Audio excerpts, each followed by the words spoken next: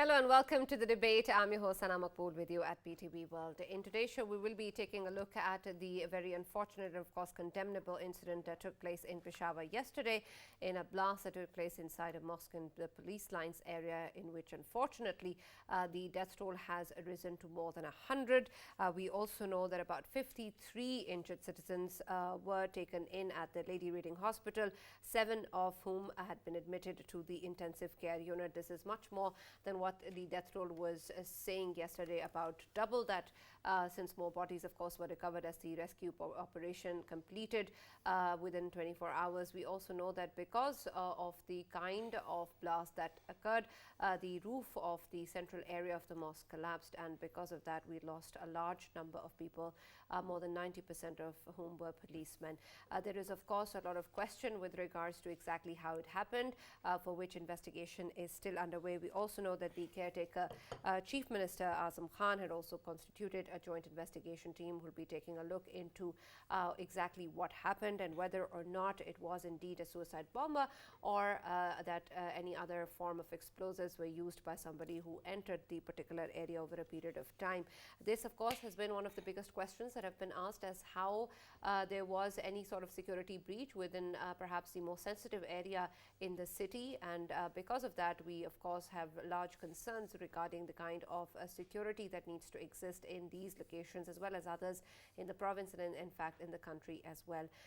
The answer of course will come out once the investigation is complete, but what is being said for now is that there was a lot of activity going on, a lot of footfall with regards to the complaint center also being located inside, and that fact that a number of people kept going in and out, which perhaps may be the reason that this lapse occurred, and also that no central command existed within this particular area, and that the only checking that was taking place was at the gates.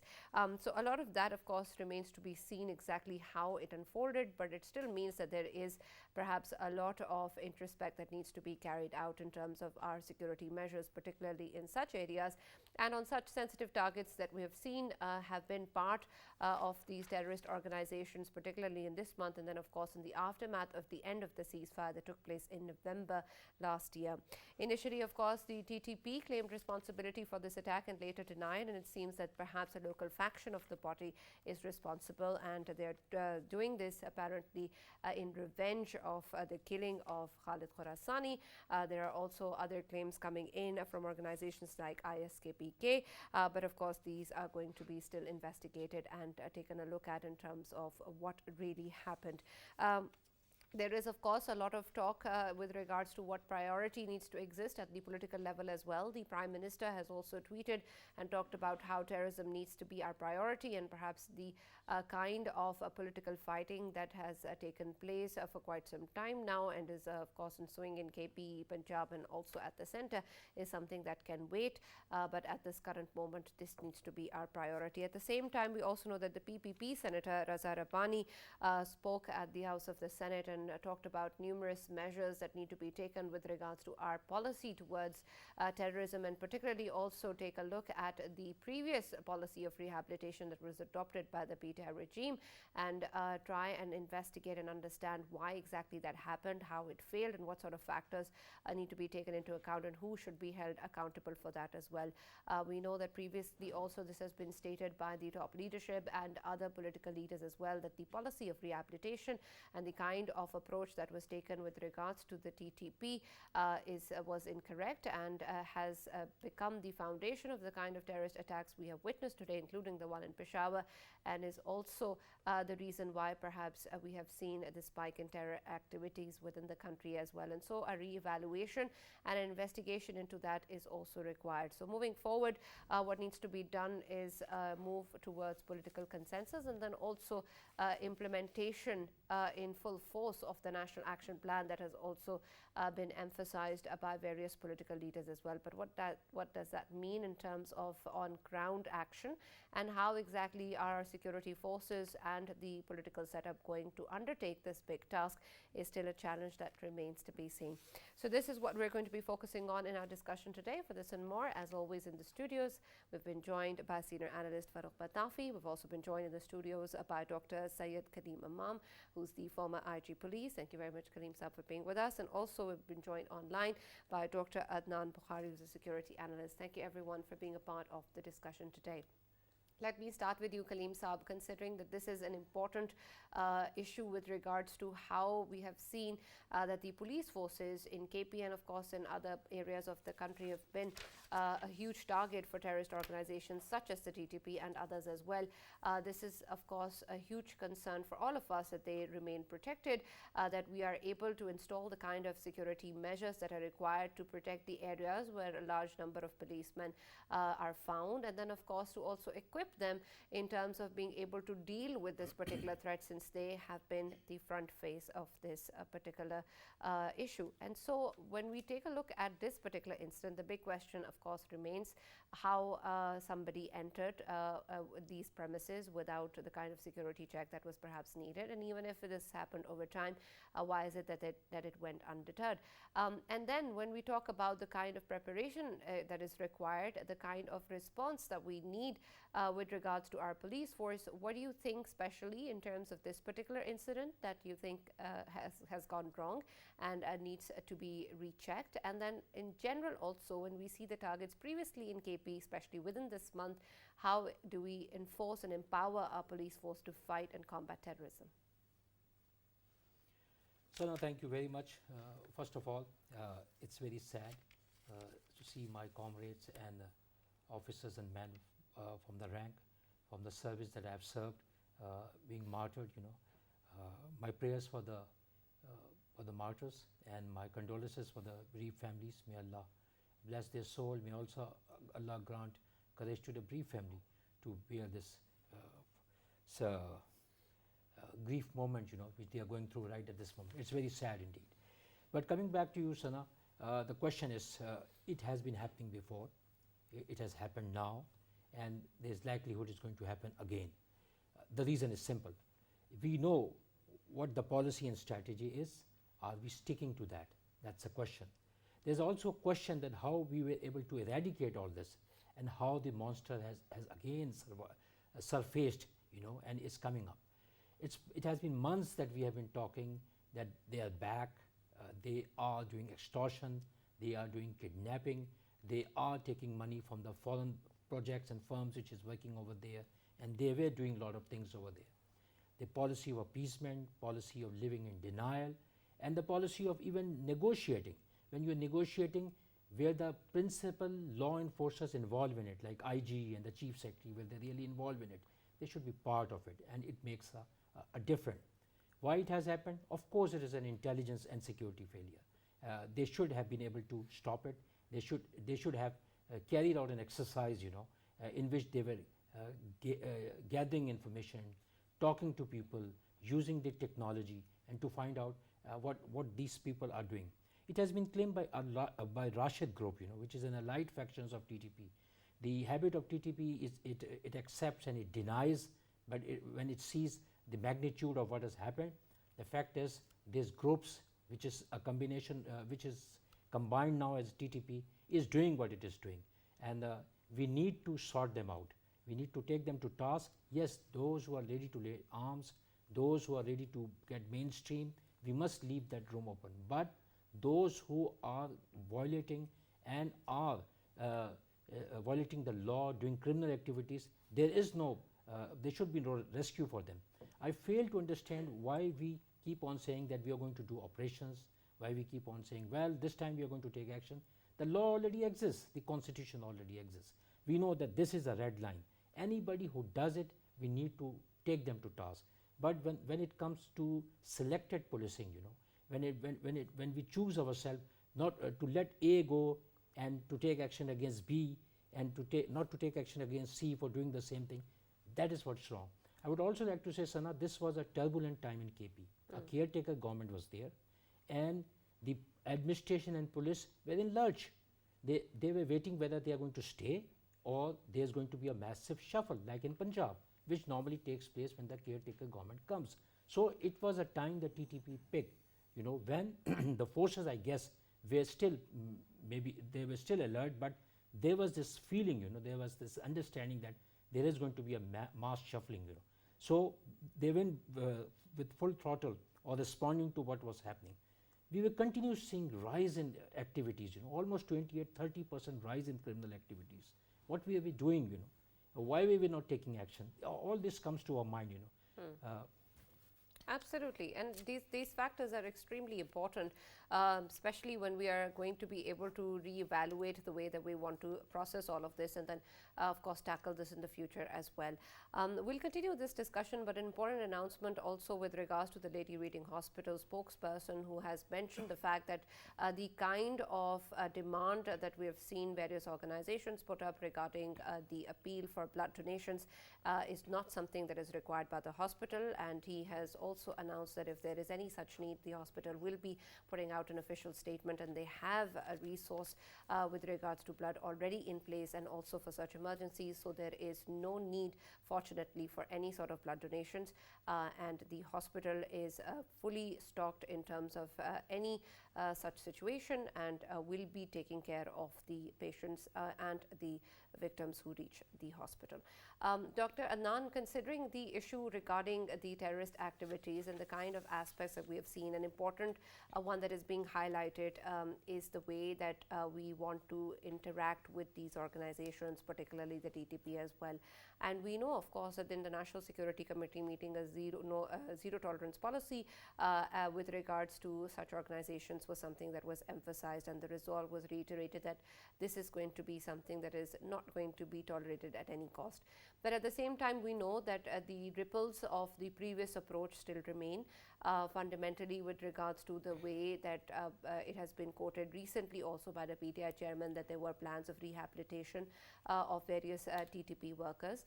And so we saw that because of the kind of influx of a large number of these people with weapons that have entered the country, there is a lot of discussion as to how much we're going to have to deal with as a repercussion of that. Where do you think all of this stands in terms of our strategy to deal with the terrorism in the future? How do we take into account the policies of the past which may have failed, and how do we take responsibility of that and factor that into our approach for the future? I think we need a two-pronged strategy here.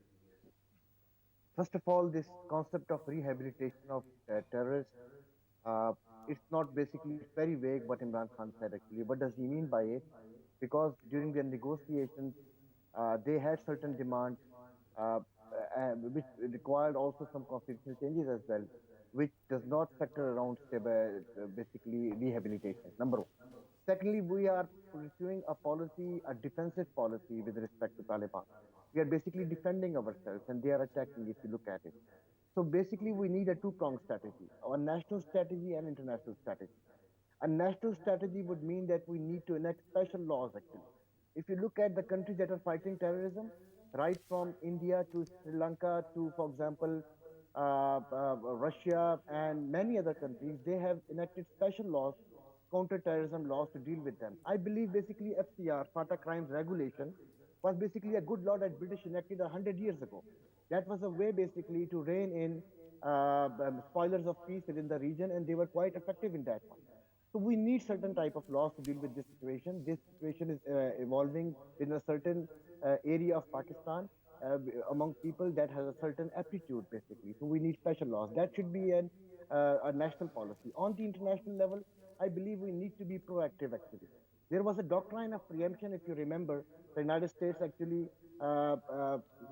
promulgated somewhere after 9/11, and many countries have acted on it. I believe that the sanctuaries of these people lie across the border, and we need to deal with them actually. Unless and until these sanctuaries are not over, these sanctuaries are not finished, this thing will continue to cross the border, and they are going to continue to harm people on the other side. Now, the people in Pakistan have the good thing that actually favors Pakistan is that there is a predominant support for the Pakistani government against the Taliban, and Taliban enjoy a handful of support among people who can be aiding, abetting, or sympathizing with them. But this trust actually will wane if the government is not able to protect people or the institutions the way, for example, we saw police, for example, suffering yesterday as well. So therefore, the government needs to be proactive, both on national level and international level, and they should deal with them basically with a swift hand. All right, we'll continue that because there's a number of things that I want to explore further. But let us take a look at what Mr. Khwaja Asif said at the floor of the House today regarding terrorism, and we'll continue the discussion. हमने आज से 1.5-2 साल कबल जो है इन briefings के नतीजे में जो भी फैसले किए गए वो कोई इस हाउस ने मंजूर नहीं किए थे, यहां पे कोई डिबेट नहीं हुई थी। हमें एक ब्रीफिंग में बताया गया था कि ये सिलसिला हो रहा है।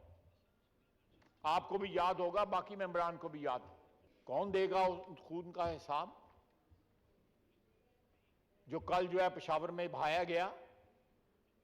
कौन उन सिपाहियों के लवाकीन को बताएगा कि उनके प्यारे जो है किस तरह शहीद हुए, या कौन आके उनको जो है उनकी जान ले गया? ये मरहला एक ऐसा मरहला है कि यहां पे इंट्रोस्पेक्शन की जरूरत है। हमें अपने गिरेबान में झांकना पड़ेगा कि हम कहां पे खड़े हैं। Right, you heard what Mr. Khwaja Asif was saying, and Farokh, he talks about introspection, something that we've also mentioned in the past with regards to how we need to perhaps look at where we went wrong. But in terms of how we need to move forward, exactly what sort of decision making or action is required, especially in terms of accountability, and how far will that even go?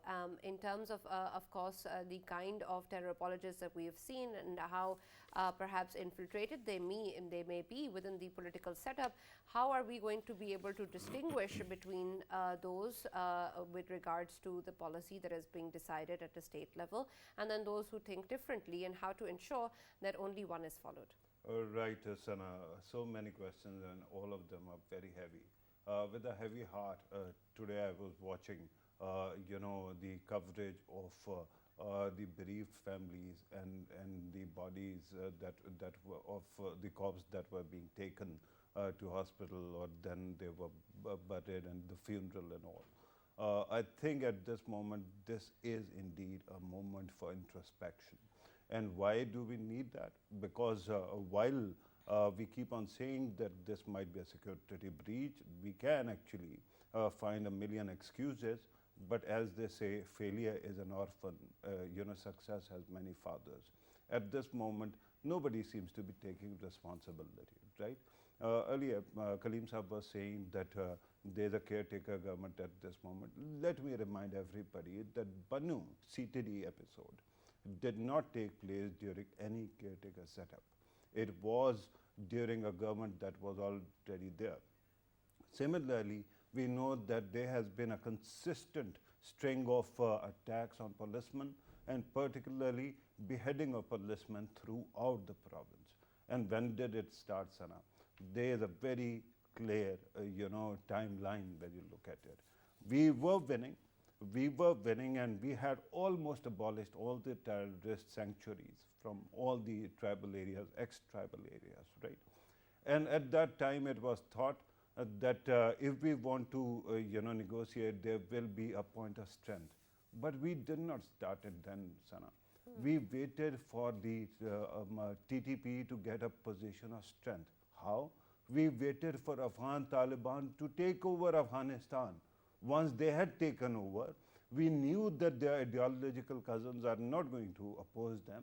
There are actually thousands were freed by Afghan Taliban, who were actually being were incarcerated at that time.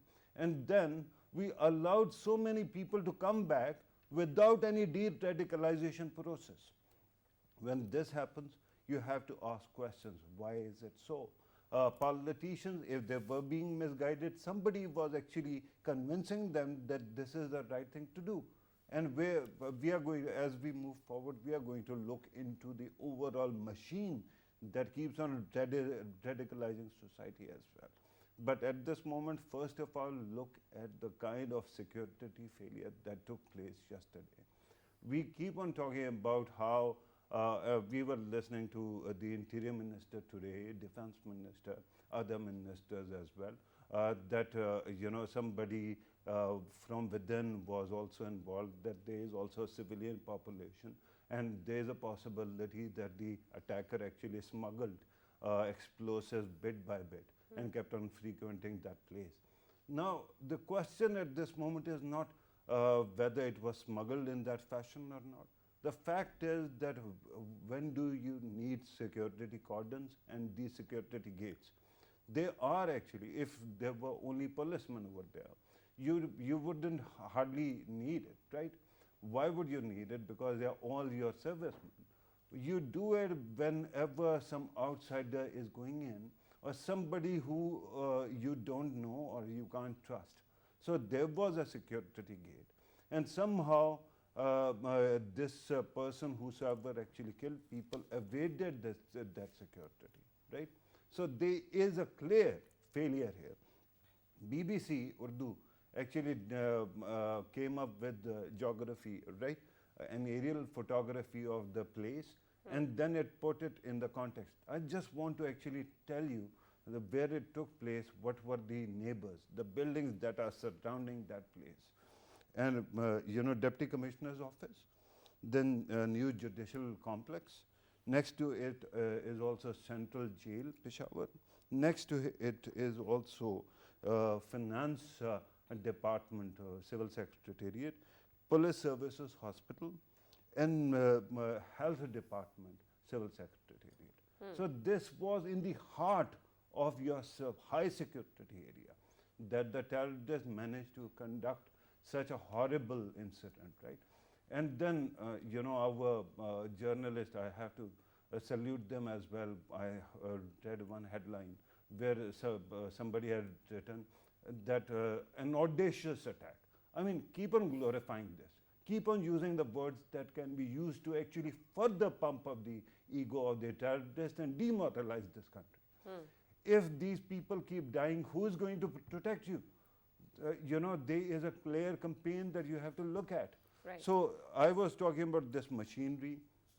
There is an ecosystem, Sana, of radicalism. On television, anchors are sitting. There are reporters. There are people who keep on, checking out these arguments that these are our strange brothers.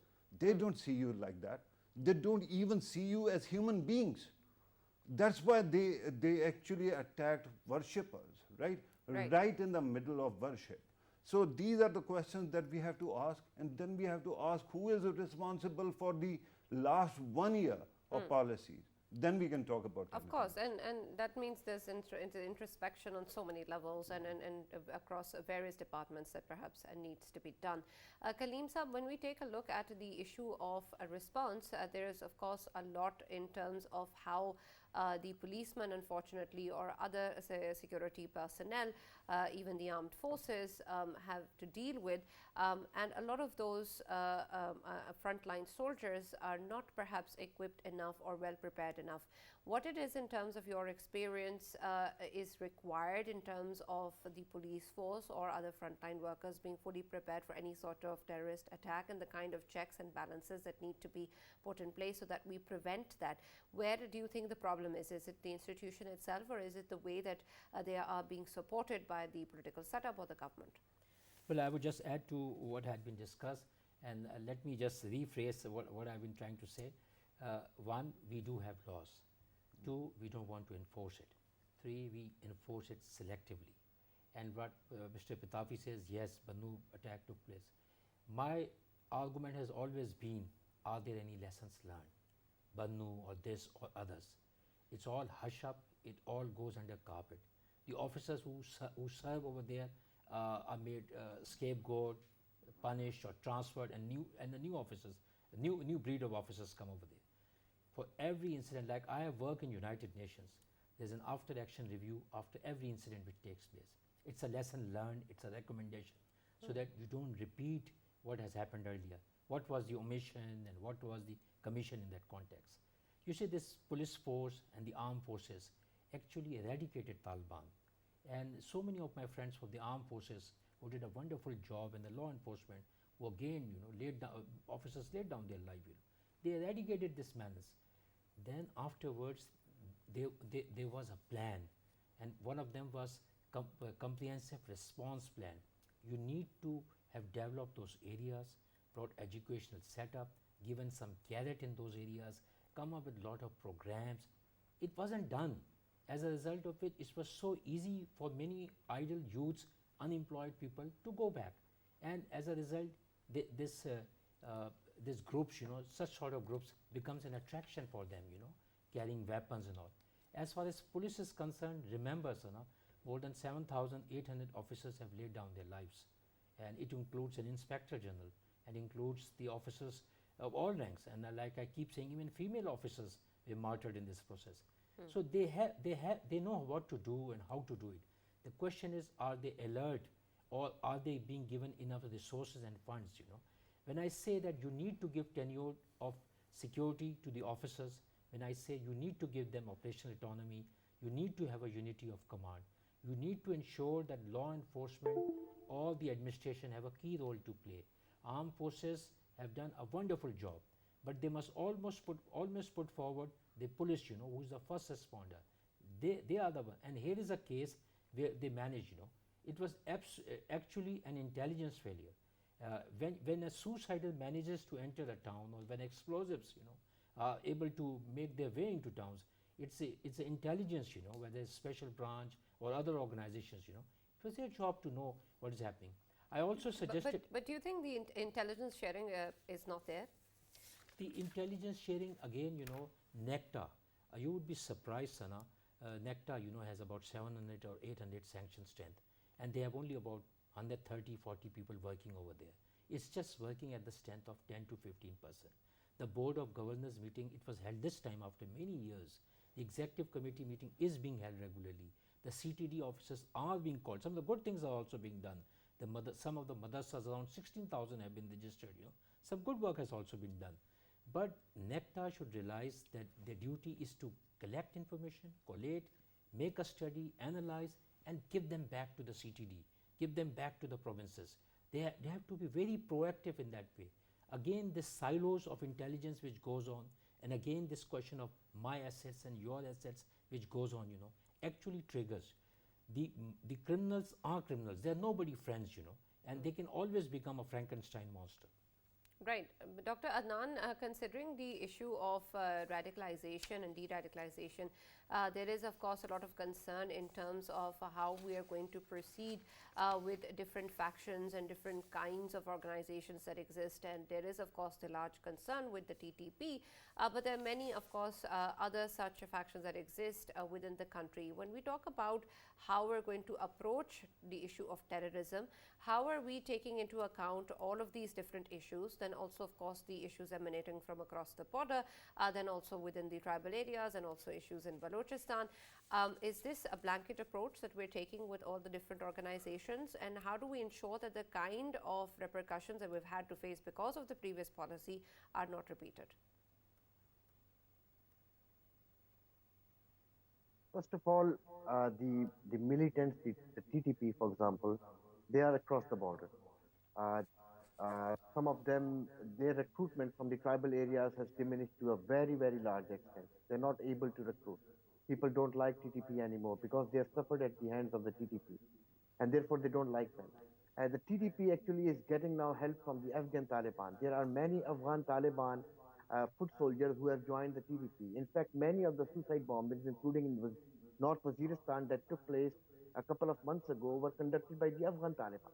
So they have now readily available material, or raw material I could call them, that are basically Afghan Taliban that are joining their ranks, and that's why their ranks are swelling. With regard to de-radicalization, we cannot apply this approach to them when they cross the border. We can only apply it to our population, who basically, because of many reasons that the IGP has just explained, basically poverty and unemployment and other reasons, can cause people to turn towards them. So we can apply it to our society, not across the border. Across the border, we only have to fight them. We have to show to them that they cannot win. If they're not able to win, basically, that might lead them towards negotiations, actually, or talks. They can lay down their head, for example, and that's where we can negotiate with them, for example, for their return, for laying down their arms, for example, and that's how we can then approach a peaceful solution to the problem. Right, but what about within the border, and how do we deal with the kind of influx that we've seen in the past as well with regards to a lot of people being allowed with weapons inside the country. And then also when we take a look at the issue with how the threat is also emanating from Afghanistan, how are we going to differentiate in terms of the strategy of both the issues within the border and outside the border? Are we going to be dealing with the same organization differently just across the border? For border, the government has claimed that they have fenced the border. Well, merely fencing is not a solution to the border. We need to buttress it with regular patrolling. There should be regular troops positioned basically along the border in order to stop their movement across the border. And that also requires cooperation from across the border from authorities over there, which unfortunately are not cooperating with us. So Right. therefore, what is required is to basically position a significant number of troops over there. The dilemma with Pakistan is that we have a two-front dilemma actually, with India on the east and with Afghanistan on the west. We cannot divert troops from one border to another border because of the persistent threats from both the sides.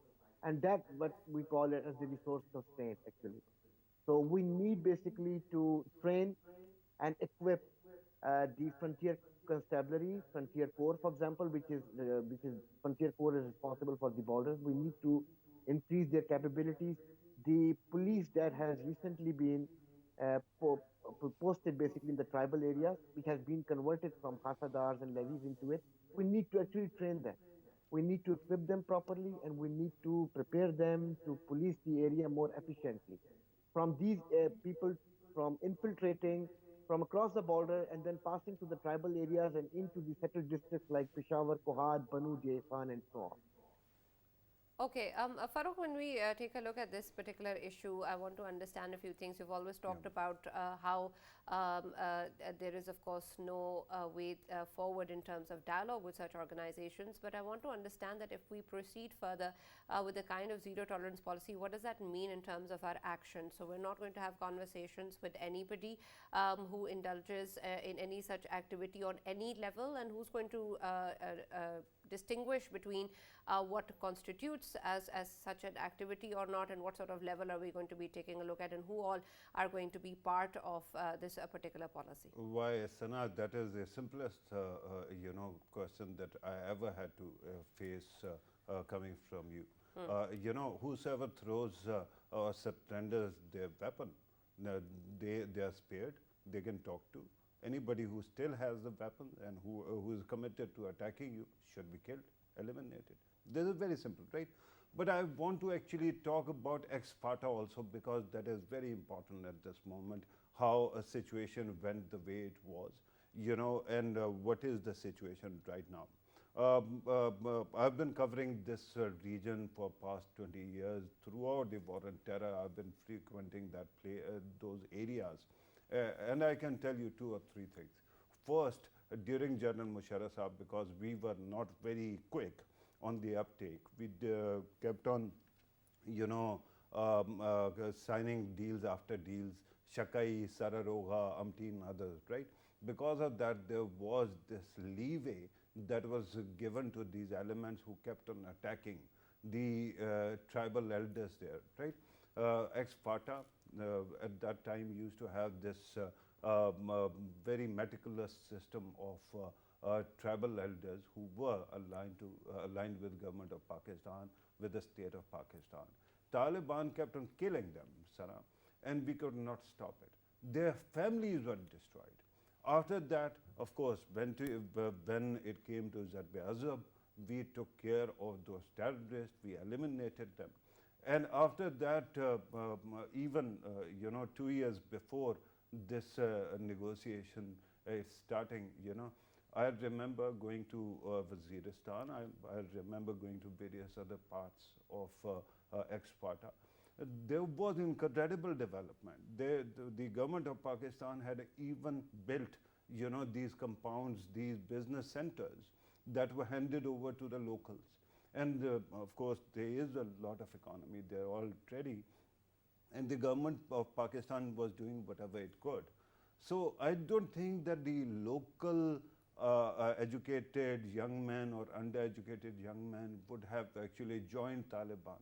The only problem is the people there are not certain what you're going to do. They ask you every time you say, "Are you ready to confront Taliban?" They say our elders were butchered by Taliban. Then you kept on cutting deals with them, and now you ask us to fight again. Tomorrow, once again, they are going to come back and they are going to actually align with you or somehow make peace, and they are going to attack us again. And this is exactly what is happening, Sana, right now. You know, Imran Khan Sahab talks about 40,000 people in his interview to BBC. He said 40,000 people were to be brought back and resettled in Pakistan, export areas. Now the question that I ask you is, was there any de-radicalization program? Why is it that simultaneously people who were being brought in were allowed to bring in weapons? Why is it that there were all these security pickets in one single go, they were withdrawn? You know, if there is going to be a picket and it is not from the government of Pakistan, then this most certainly is going to be a picket by the TTP, right? So did we want this to happen? When is Imran Khan Sahab actually going to answer all these questions? Because he keeps on saying that there wasn't any money for the mainstreaming of FATA and all these issues. But the fact is, if you had taken first step, you should have actually ensured that there was some check and balance. At least don't dismantle the system that was there. And let me also point out certain obvious things. IMU is, you know, sitting in Afghanistan. ETIM is sitting in Afghanistan. Daesh is sitting in Afghanistan. And, you know, TTP is sitting in Afghanistan. But can you tell me anyone that is per se focusing on India or for that matter Iran? I don't see any, right? There is a reason why. You know, when we interacted with the former army chief, in one of the briefings, and I'm going to actually put it out there, he said that ask Americans, at that time Afghan Taliban had not taken over, who is, you know, equipping Afghan Taliban, right? It is not us, there's another neighbor. So you have to actually put two and two together, and you have to understand what is going on. Right. At this moment also, remember what was happening yesterday. Why was Islamabad shut yesterday, Sana? Because UAE's president was to come here, right? Earlier, when you know, MBS was about to come to Pakistan, there was again a political party was trying to ambush Islamabad. Do you think that in all this there is no great game going on? If that is, who is going to go and confront Afghan Taliban? Who is going to confront other neighbors that might be there and who might be actually supporting this kind of activity? Right. If we can't be clear about these things, why are we, you know, questioning anything else rather than ourselves? Right, but that's what my concern is, Farooq. When we take a look at the issue with regards to the different approaches, it may perhaps now be clear to various political parties or leaders that that approach wasn't something that was correct and not something that is repeated. But will it be always something that we can follow as an SOP in terms of how we deal with different organizations? And are all the political setups and decision makers on the same front at this, at least? Because it seems that there was a different way to look at things previously, and there might be in the future as well. I'm sorry, which different organizations? Different political parties, the way that they want to deal with terrorist organizations within the country. No, I thought that you were talking about different terrorist outfits. So we can generally, broadly actually, you know, identify two groups, right? One Baloch separatist or sub-nationalist, and the other one are TTP and similar kind of offshoots, right? With both of them, if you are attacking mass civilians, if you are attacking mass state institutions, you have no right to exist. Simple as that. You'll have to actually go and confront them and fight them and kill them. Right, but my question is, do all political parties think the same way? No, Are of course not. Are we clear about that? Of course not, because we know Imran Khan Sahab does two things, right? One, when he is in power, he does exactly what I was pointing out.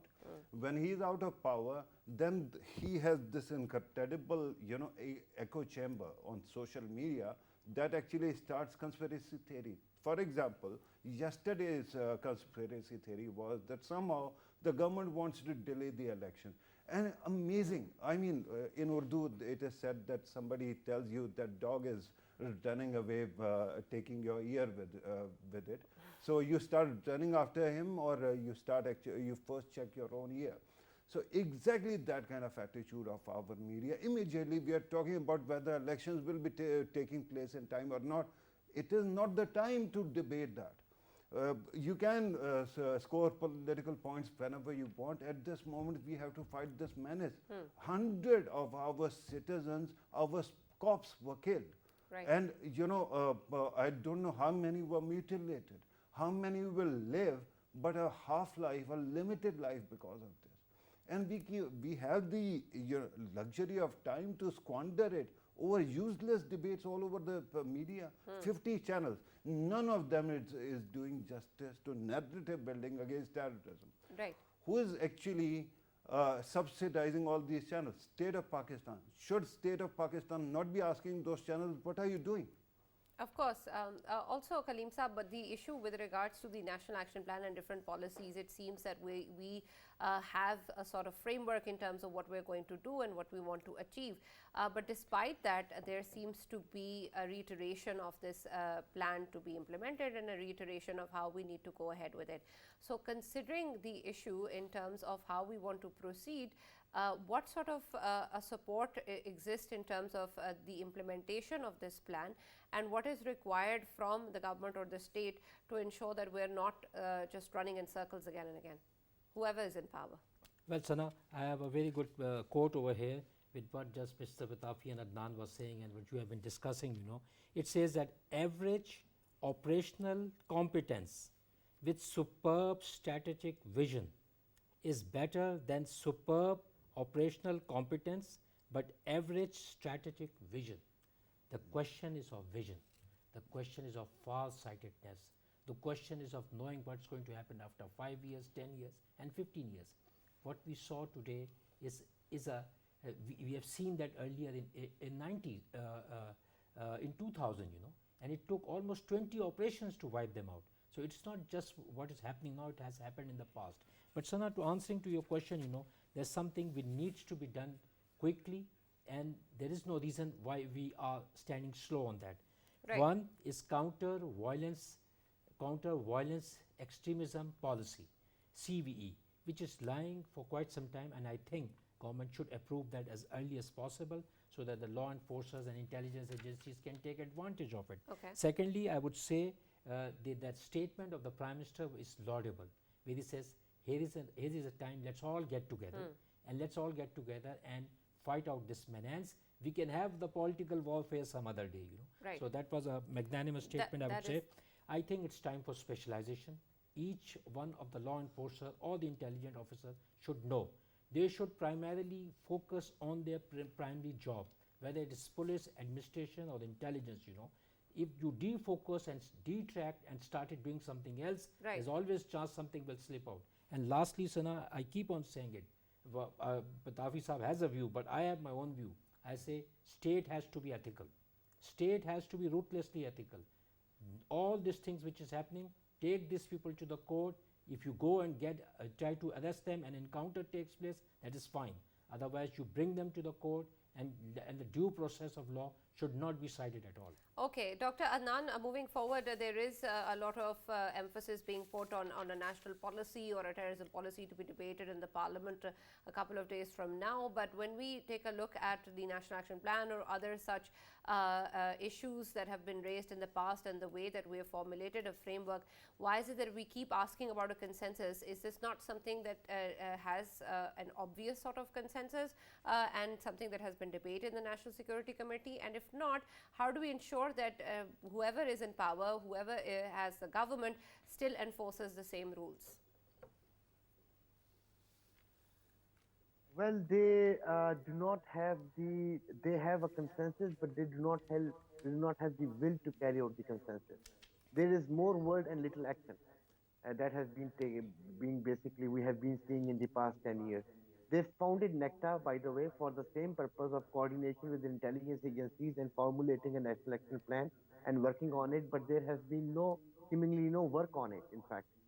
I personally believe that there is still little coordination between various intelligence agencies on fighting terrorism as well.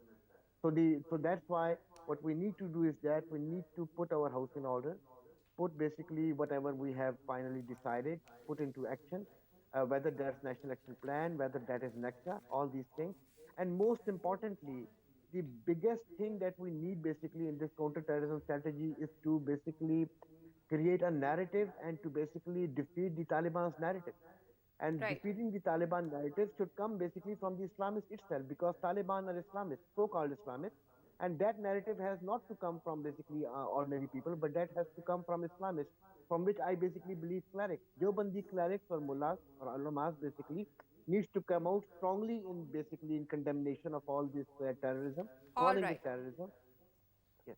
All right. Thank you very much, Dr. Adnan, for joining us. Dr. Adnan Bukhari, who's joined us and being a part of the discussion. Also, Dr. Syed Kaleem Imam, who's been part of the discussion as well. And of course, Farouk for joining us in the debate. That's unfortunately all we have time for, but there's much that remains to be seen. And hopefully, the emphasis will be on the right and important factors when we talk about the issue of terrorism. And hopefully, all the stakeholders will come at the same page regarding this fight. That's all that we have. We'll see you tomorrow.